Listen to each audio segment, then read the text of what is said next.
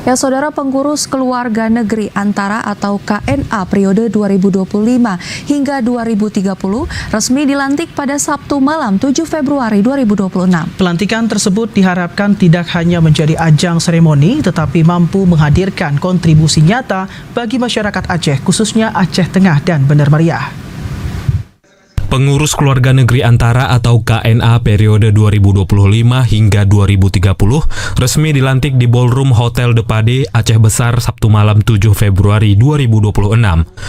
Gubernur Aceh Muzakir Manaf yang diwakili Asisten 1 Sekretaris Daerah Aceh, Syakir, mengingatkan organisasi kemasyarakatan harus mampu memberi manfaat nyata bagi masyarakat.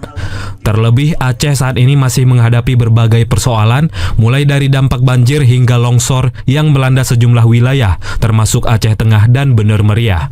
Kita berharap apalagi kondisi daerah kita hari ini, termasuk di teman-teman di Bener Meriah dan di Aceh Tengah dengan kondisi pasca bencana hidrometeorologi ini butuh dukungan dan kolaborasi kita bersama. Kita harapkan KNA bisa memposisikan diri untuk melakukan itu.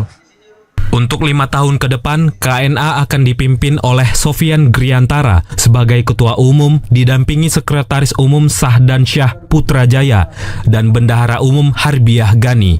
Struktur kepengurusan KNA kali ini juga turut diisi sejumlah akademisi, politisi, hingga profesional. Ketua Umum KNA, Sofian Griantara, menegaskan kekuatan sumber daya manusia tersebut menjadi modal penting untuk membangun kolaborasi dengan pemerintah daerah dan berbagai pihak. Kami ingin potensi-potensi yang ada ini yang selama ini katakanlah belum terkomunikasi secara intens, ini kami mau buat lebih akrab lagi, lebih bersama lagi. Dan sekali lagi adalah memanfaatkan potensi yang ada dari setiap individu yang ada itu untuk pengabdian kepada Tanah Tembuni, pengabdian kepada Kota Banda Aceh dan Aceh Besar, dan tentu kepada Provinsi Aceh.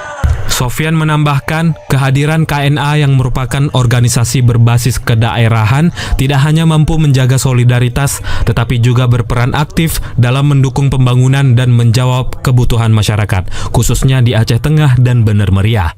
Tim Liputan TVRI Aceh melaporkan.